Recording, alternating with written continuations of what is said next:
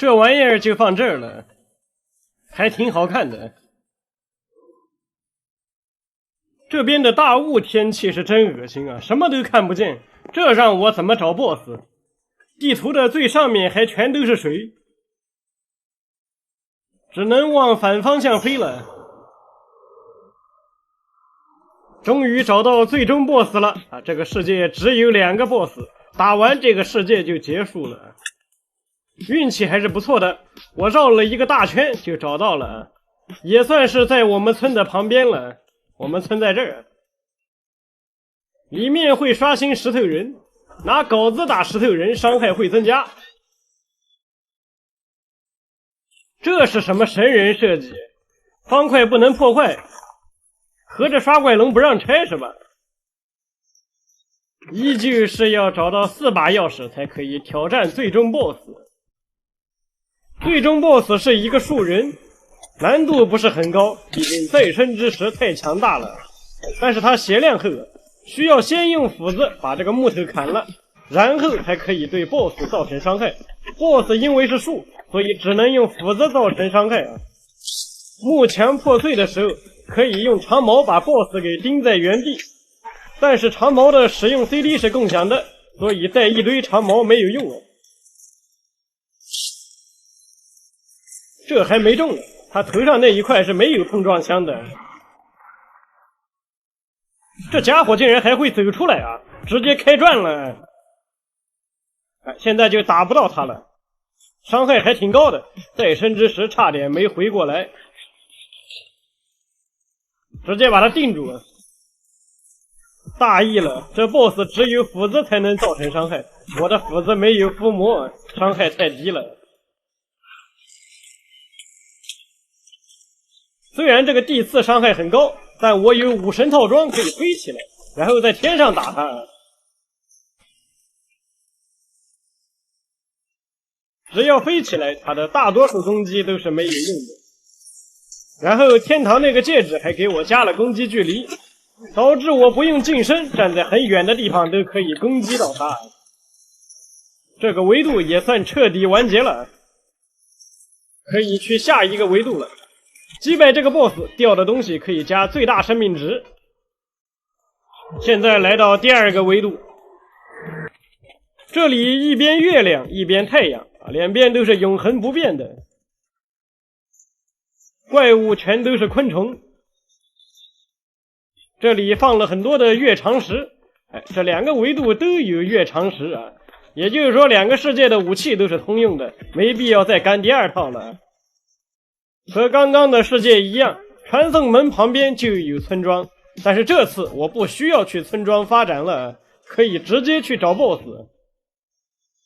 怎麼又是這玩意兒啊？這作者也太懶了吧！兩邊 BOSS 建築都是一樣的，甚至怪都是一樣的，還是掠奪者。看來 BOSS 也是掠夺者了，依舊要先找4把鑰匙。2個世界的鑰匙放的位置都一樣，很好找了。有人說這裡的村民日子過得比我們村的好，這怎麼可能呢？他們住在這種暗無天日的地牢裡面，那我們村有龍有山有水，那可是好地方啊，是吧？我們村那位置也算是首都了。還真是掠夺者啊，500滴血，比之前那個多150滴血，但這個不會召喚小怪啊，它同樣會瞬移。但是它的傷害主要依靠中毒還有失明，還沒我再生之時回得快，就是打起來麻煩。這 BOSS 掉落的東西可以在蹲下的時候隐身，不如隱形斗篷一根毛，還要蹲下。另外這個東西名字叫鐵锭，實際用起來也跟鐵锭沒區別。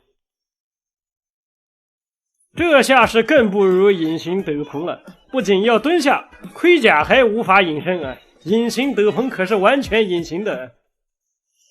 這裡的最終 BOSS 真是難找死了，飛了6000多格才找到這家伙。要在森林裡面找到這麼一棵枯樹，真是太難找了。我也懶得跟這些小怪玩了，直接穿上隱形斗篷啊！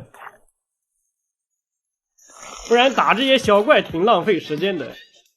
現在只要我不主動出擊，這些怪物是不會攻擊我的。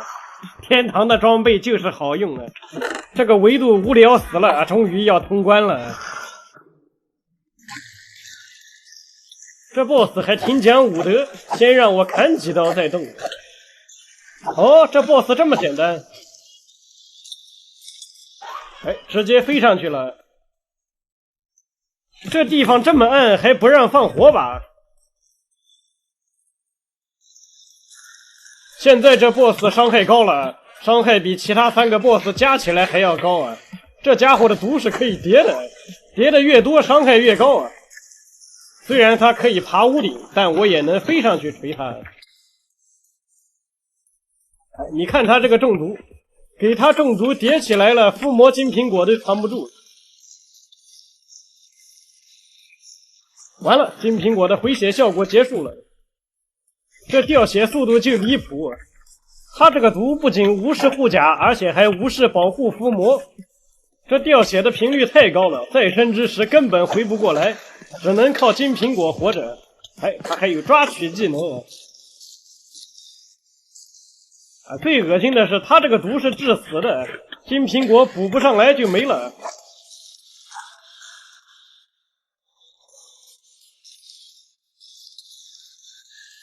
我伏魔金蘋果磕完了，發現磕普通金蘋果也能活，虧大了。